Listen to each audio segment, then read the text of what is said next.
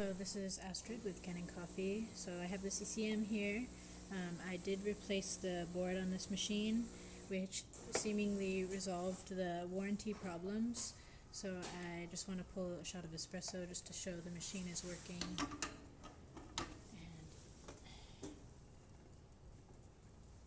just do that.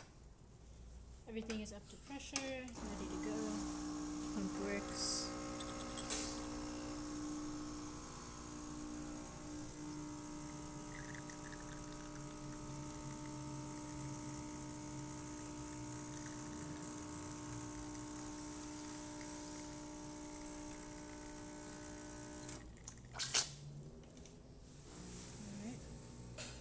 There's that shot of espresso, and I'll show you the steam.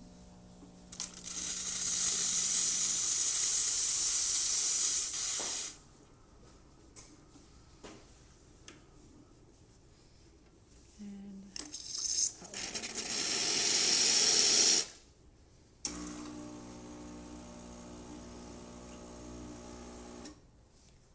you can see I'm able to turn it off, turn it back on. Everything works as it should. Alright, that's about it. Thanks for watching.